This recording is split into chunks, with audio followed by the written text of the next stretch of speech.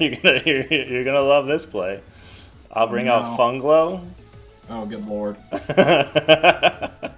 And Viscerous eats small guys for lunch. This is the Pet Deck Challenge. For each episode, we will invite different content creators to challenge one of us in a clash. The rules are simple. That creator chooses their favorite deck to play, then both players must build their own deck around that strategy and play a single game to determine the winner. And if the creator is victorious, they will become immortalized on our channel, living forever as an illustration on our YouTube banner. Alright everyone, welcome. Pet Deck Challenge. It's the first one. We have Graveshift77. So thankful to have him here. Since we have been a part of the Elestrals community, Graveshift has always been an amazing person to interact with. We've been on his podcast called Nectar of the Pods. Go ahead and check that out. You guys heard Riley. Go ahead and check Graveshift77 out. I just wanted to interrupt here because I was not in this video, but I wanted to be involved in some way, shape, or form. So, let's check out what these casters are bringing to our first Pet Deck Challenge. Ooh, welcome everybody, Zach here, aka Graveshift77, and today I am going to be giving you a deck profile. Now, I chose Fun Guys, but since it's a mirror match, we're going to be doing this a little bit differently. So the deck is set up to where it can function in a mirror against Thunder. So there's no Platypulse because that's obviously going to be a brick. I opted to take out the stadium and race to the top because if I have the stadium in play, it's possible that they will be able to use that against me. Now, I guess it could be said the other way as well, but it's all right. We'll figure it out when we get there. I am very confident in what I've cooked up here. But anyways, you gotta start it off with your 3 Fun Glows, your 2 Brontoglows, and your 3 Thunderstorm. That's your basic Fun Glow Brontoglow package. That's what you're gonna want to be rocking. Pretty basic. You get your Fun Glow out, you cast Thunderstorm, you get to cast Brontoglow. It's pretty insane, guys. And another thing is also Fun Glow can key its ability twice or 3 times. So if I've got multiple Thunderstorms and 1 Fun Glow, I can get out 2 Brontoglow. Cool. Anyways, moving on. This deck is very, very expensive, so we're running 3 Quackles just to help with that recovery. But this deck is also combo heavy, so as per usual, we're running the Rabbit. 3 copies, just really consistent. 5 body on board, hard to get over. Really cool. We're also going to be running 2 copies of Elechick along with 2 copies of Zeus. That is going to enable me to do some counterplays, and we'll get into that here in a minute. But for the rest of the Elestral package, we're running with 2 Toxeons, and spicing it up a bit, Sonicor joins the party. Now, my idea here with adding Sonicor is if I'm able to get him and Fun Glow out on the board, that forces them to have to make a choice that they don't want to make. And I love doing that. Really exciting to do stuff like that. And for the wrap up, we've got 2 Lavalith to help with that rune removal. And if I'm behind, it helps catch up. Thunderstorm paired with Lavalith. Beautiful combo, guys. Alright, now for the rest of our runes, for our invokes here, we're running 3 copies of Ambrosia. Like I said, this deck is very expensive, very combo heavy, so we need that extra recovery. And for the consistency, we're running 2 Nogs as well. Nog is just very efficient in this deck. It helps you get the pieces that you need, paired with Rabbit. You can just get everything that you need within this deck. Now, speaking about how I needed Zeus and the Elechick in this deck for some of my combo counterplays, and those would be the Divine Blessing. The Divine Blessing helps with if they have removal in the form of RT3 or Earthquake, just stops it. They can't do nothing. So if I've got a key piece like Sonicor out on the board or Brontoglow and they just Earthquake it, Divine Blessing just pulls it away, and we're good to go. We're looking pretty. Also, we're running 2 copies of Altar of Stars, my all-time favorite card in the game. You could just do some crazy things with this card, man. And I've got the receivers in Astrabbit and Toxion to pair with this, so it's just gonna be really awesome. I can't wait to pull off some combos with this. For the rest of the counter runes, pretty basic, but pretty condensed because the deck is clogged by things like Thunderstorm and Nectar of the Gods.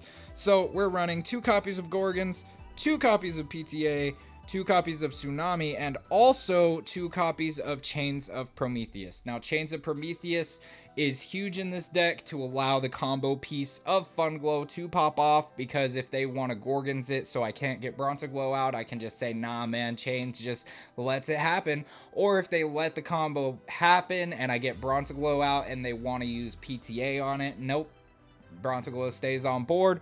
Or Tsunami it, which I'm not that concerned about, but Shield is the one I'm most concerned about. If they try to shield Brontoglow, then Chains comes out, and they're going to wind up spending those spirits for it anyways. But this is my package for the showdown with Riley today, guys. Hopefully you like this mirror match. I'm excited for it, and I can't wait to get it down. So what we have here is going to be my version of the Funglow Brontoglow deck.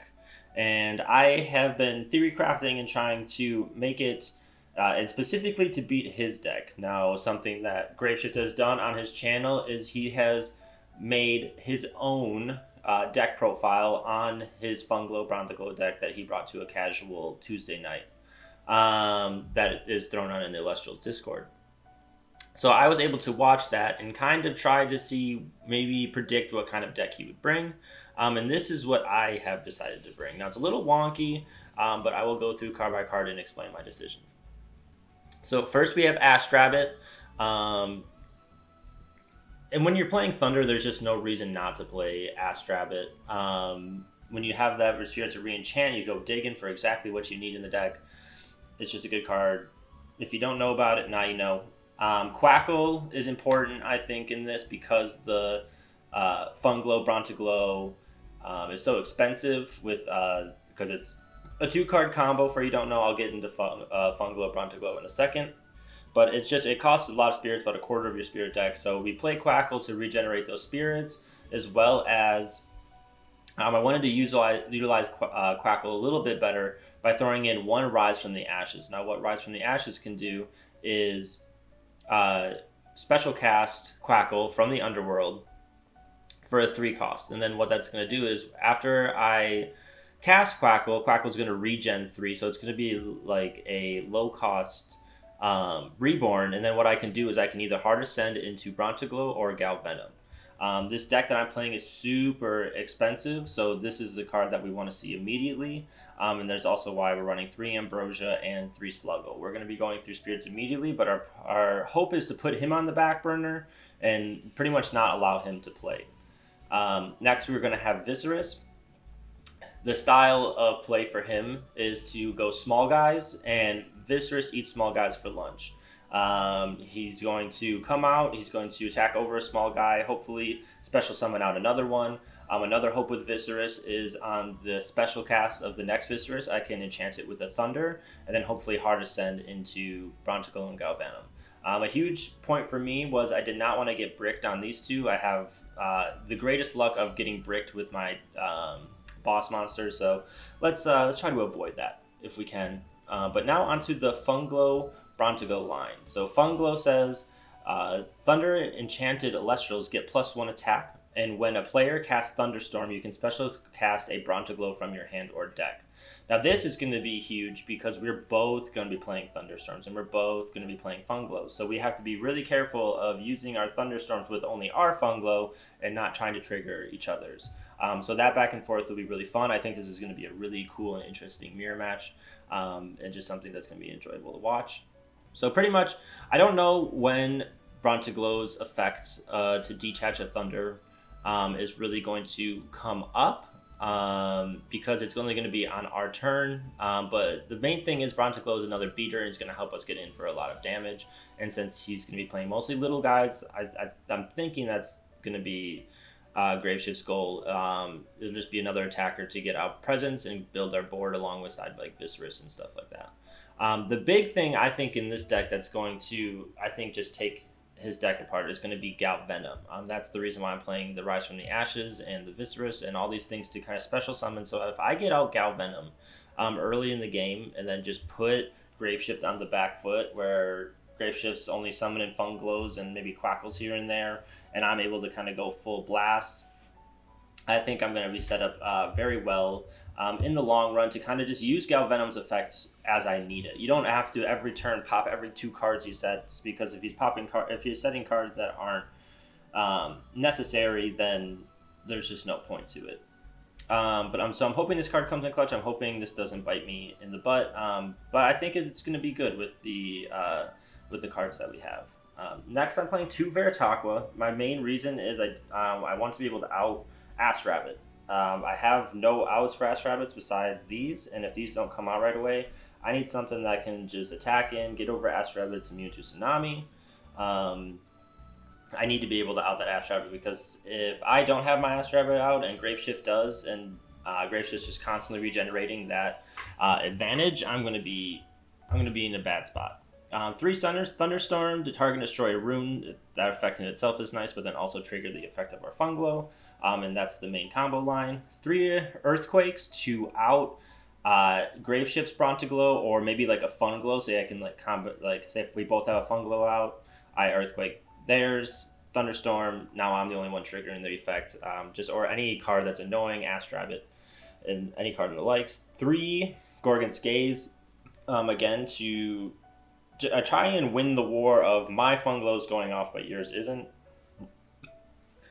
3 Tsunami, because we're playing Thunder. That's why I added in a little bit of the water protection too, so that way I can play a little more Water Spirits, maybe dodge Graveshift Tsunamis while activating my own. 3 PTA to destroy Brontiglows if he happens to summon it out, or Funglows or anything like that.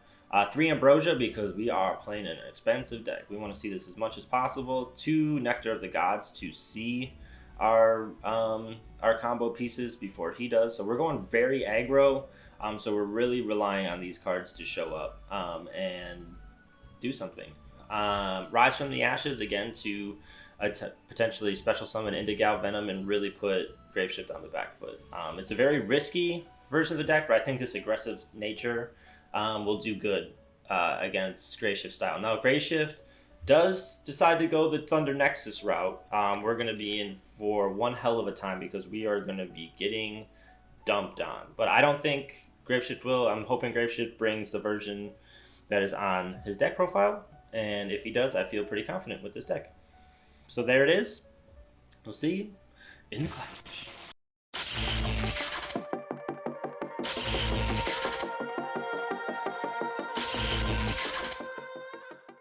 All right, I'm gonna kick things off here with a Toxion. 1 second, I do need to flip it. Alright, Toxion. Let's get it. Yeah. I need to figure out if I cannot keep it. No, I got a mulligan for sure. Yeah, there you go. Yeah, I had no runes in my opening hand. Me either. I was like, we're not doing that's this. no bueno. Okay, we can, we'll keep this. Alright, I'll expend 1. I'm going to set 1, 2 face down. And then I'm going to cast Zeus. Oh boy. I'm going to put 2 on the Zeusy boy.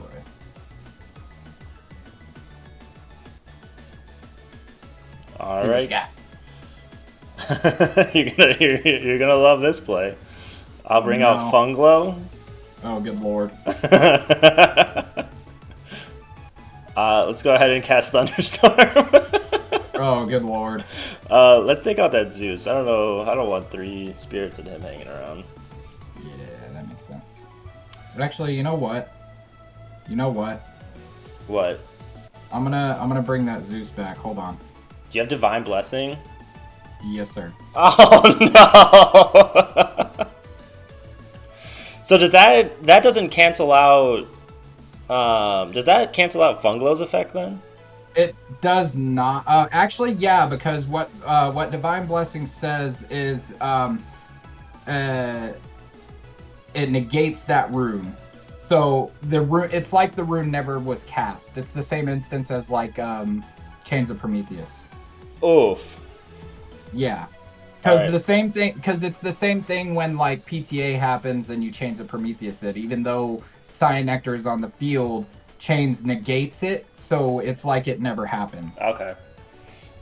So yeah, that's what we're gonna do here. Toxion about to ruin my day. Yeah, so for a minute there, I was like, yo. But then I thought about it and I was like, this is actually the perfect time for Divine Blessing. Yep. There we go. Alright, so then that's destroyed. Let's go ahead and let's throw 2 face down. Sounds good. And my turn. I'm gonna cast Fun Glow. No! And then I am going to cast, using the 2 spirits from Zeus, Thunderstorm. Oh, let's go. So we both get to activate it. Yep. Hey! And I'm going to target the one closest to your spirit deck. Okay. Thinking...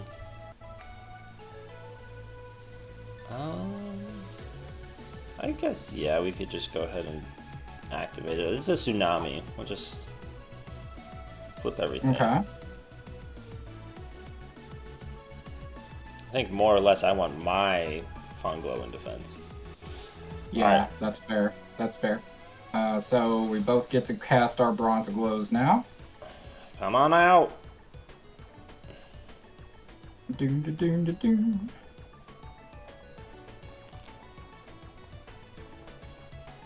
Shuffle it up. Yup. Okay, so then...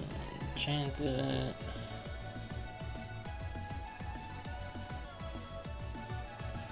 Alright. God, what are the stats on everybody right now with these Funglows? Okay, so with these Fun Glows, Toxion is now at a 6. Fun Glows are both at 3. And our Brontoglows are at 8. Alright, let's get it. Okay, so I'm going to change Fun Glow here. Change Toxion here. I'm then going to cast Zeus. Ah! I'm going to disenchant Zeus, targeting your Brontoglow. Okay. I am going to attempt to go Toxion over Brontoglow. Yep. We're going to go Fun Glow over Fun Glow. Okay. Wait. How? Oh, it's attack. 'Cause- It's attack. Yeah, it's attack. It doesn't affect defense stat. Oh, I guess I should have kept it in. I shouldn't have tsunami'd. You'll live and you'll learn. And then Brontoglow direct for 2. Alright. Alright, this is crazy. Alright, trying to think about how to do this. You must make decisions, young Padawan. I'll put 1 face down. Okay. I'm gonna go ahead and cast out Quackle. Beautiful. Love the duck. Regen 3. Yep. So now Quackle is going to be at... 3. Zeus is what's messing me up. Yep. Zeus is the killer, man. But even though I'm off of the Thunder Nexus shenanigans, he's still very good in the deck where it's a majority small guys. Mm-hmm. 100%. Sorry I'm taking so long. I'm just like weighing out all my options. You're good, man. Take as much time as you need. This is a very intimidating board state. It's like if there was This- one less of any of these cards on your board. Dude, I did this so many times in the Frostfall tourney. It was kind of nutty. Like I made the opponent sit there and be like, okay, what do I do? Love great. this deck so much. Alright, you know what? We're going for it. We're here. We're having fun. Let's get it. We're gonna go Rise from the Ashes. Alright, let's bring back the myth, the legend. Yeah. Oh, I do not want him to defense. He's got to be an attack from Rise.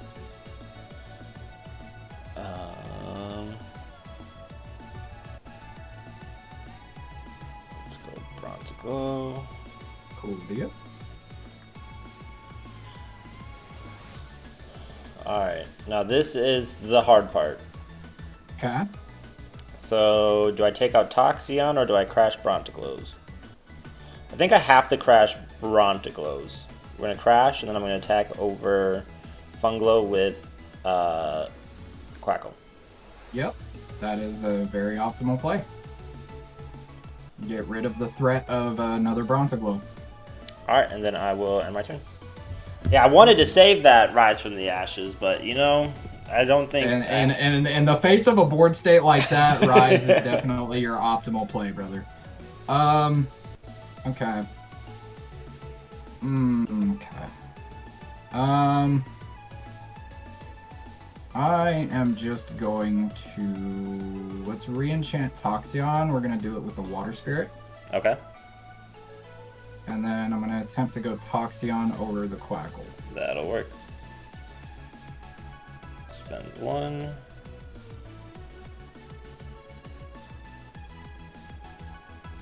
Oh. Things are getting pretty interesting. Alright, Rabbit. Oh, the rabbit. Rabbit effect. You're good. Alright, well look. All bueno. Let's go ahead and add this one to my hand. Alright, shuffle it up. Yeah, all in there. Okay. We're going to place a face down. Let's re-enchant Toxion with the Thunder. Okay. Burn for 1.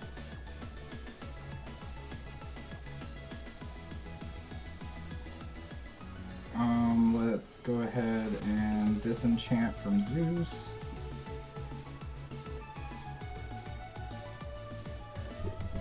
Targeting Rabbit.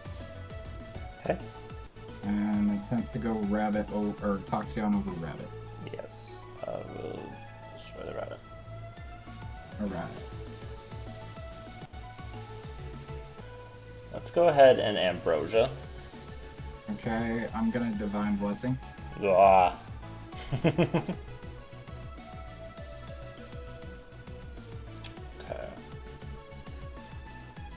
Have plays. Divine Blessing, huh? That just ruined my day.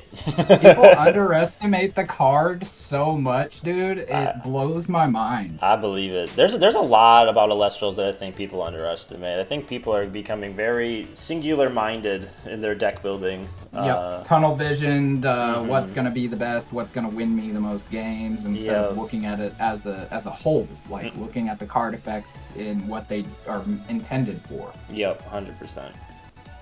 All right, this is my play. Viscerus. Ooh, that's a good play. Depends on what you have. Viscerus is scary. All right, we'll go ahead and attack. Yep, that happens. Get your other Viscerus out. I'm thinking if I want the other Viscerus out. Oh yeah, you've only got one spirit left. Okay. And then if I just bring him out for you to attack over, but I can start to put the pressure on. You know what? Yeah, I'm gonna take. Yeah, I've got 0 cards in hand right now, buddy. Yeah. So it's all dependent on what I top deck in this scenario. All right. Ooh, that was not what I wanted to see. I was hoping for that. Okay. Yes, please. Crackle. Ah. Yep. That's a pretty good top deck in my opinion. Yeah, that'll do it. That'll. Can't hit over the Viscerus, but it at least extends what I can and cannot do. Alright, I'll change Viscerus to attack. Yup. Let's just go ahead and attack over and then attack for 1. Yep. We will take 1. Alright, top deck, show me some love. Top deck don't. Hey, top deck showed me some love. Oh boy. We're gonna go rabbit. Okay. Nothing for rabbit. Nothing for rabbit. I mean, you got 0 spirits. Yeah. I got nothing for anything really. Yeah, we're gonna take that.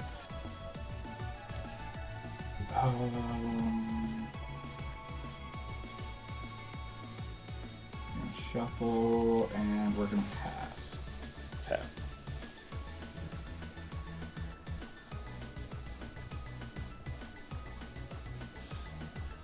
Alright, well, let's just go for it again. Attack, and then attack over. Yep. So, rabbit, bye-bye. Spend 1. Enter. Okay, I am going to cast the Lith. The Lith. Okay, I have to think. So that's at 6, so it's gonna crash and kill me. That's the goal. So the only thing that keeps me alive is to use one of the spirits to PTA, dropping 2. I cannot destroy it at end phase, but I can drop it to attack, so you can't kill me. That is true. But it's not looking good. Alright, I will place a card face down and pass turn since I can't do nothing to your Viscerus. Yep, I think that's G to the G's. That was crazy. Oh man, dude, Divine Blessing. Oh my, bro! I'm telling you, it has won me more games than it has bricked for me. that's crazy. That's so crazy. Like that late game heal for you. I would have won. I would have easily won if I had that Yeah, late game. easily if you would have been able to heal right there.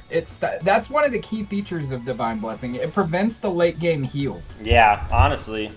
And it was so nice that you were like, stacking up on those Toxions and stuff too. It was like I wouldn't even think of that as like normally when people stack up, I'm like, oh well, they're just wasted. Like I'll like, good, like waste your spirits, Like if I can hold off taking damage from that, which I thought I was doing, but No, man. people underestimate stacking spirits because you can use Divine Blessing even if you don't have a Nexus bank. You just stack your spirits, you can just disenchant one of the spirits, man. 100%. Awesome. That was, wow, what a good way to to start this off. That was incredible. Yeah, that was an amazing showcase of Bronzaglow. I thought it was such a fun, it's such a fun deck to showcase too, like in a mirror match because of Funglow's effect where it's like it works for both players. It works for both players, yeah. Like in that instance where I cast it and we both got to get our Bronzaglows out. Like, yep. That was so perfect. And I think another thing I honestly think that saved you too was hitting the right face down. So it was either between Rise and it was Tsunami. Rise and Tsunami. Yeah. Dude, the amount of times that I've not hit Tsunami has killed me in some Oh, I bet, dude. I bet. Oh, that'd be so tough. So when you pop that Tsunami face up, I was like, oh yes. Oh man. Are we doing a 2 out of 3 with this or? Nope. So it's just the one. It's just the one game. Come in and let's see if you can win in that one game. That's why I like the idea of making it so that like you have to prepare like against the mirror match for one game. I really like what it does to deck building. Oh, dude, for mirror tremendously. matches. Like I had to adjust quite a bit to prepare for the mirror. Yeah. Like I took out Olympus, I took out RT3. Yeah, I was thinking about playing those too, and I was like, no, like that's just a recipe for disaster. Yeah, a Thunder Mirror when you're relying on like Mount Olympus and RT3, but like Mount Olympus is gonna buff your opponent as well. Like it's very interesting. You have to think about things a little more strategically. Yeah, 100%, 100%. But that was a great one, man. I feel that like was that so perfect. showcased Bronzeglow on both ends really well. Like we Mhm. were both put into situations we didn't want to be put into. Like 100%. 100%. I thought that was great. I mean, Lavalith too. I mean, at the end there, like if you don't like Lavalith is the perfect draw at the end there too. So yep. it's like that Honestly, was bro, great. like Lavalith, when I saw Lavalith, I was like, oh yeah, we can do something here. Yeah. No, that was awesome. Yeah. So that's it. We'll wrap this up. Thank you all for watching. Thank you, Graveshift, for coming on and Thanks for having me, doing man. this. Absolutely. You will see soon. So what Graveshift has won is I will do a illustration. I'll work with you, Graveshift, on making something where we'll partner you up with either Bronteglow or Funglow, and you'll live immortal on our banner. Our YouTube banner will be a collection of everyone who has beat us in this challenge. And it'll just be like an art piece that just grows throughout the time with the channel. So you'll be the That's first one awesome, up. man. That's incredible. Yeah, so you'll forever be free advertised through our channel. So Let's go, baby. Let's go. do you want to let everyone know where they can find you at, what you've been up to? Yeah. So I'm on YouTube as Graveshift77. You can look me up there. I also have a TikTok under the same handle. That's my early stuff before I got my setup. So like I'm focused on YouTube right now. Maybe I'll branch out and go back to TikTok eventually. But yeah, and also have a podcast, Nectar of the Pods. That is all available on Spotify and in video format on YouTube under my channel. So you can look at that up as well. I had both Riley and Hayden on one of my early episodes. So if y'all want to check that out, that was one of our earliest collabs, and we had a bunch of fun there. We had a bunch of awesome discussions. So yeah. Awesome. That was incredible. Thank you so much again, and everyone, we'll see you next time.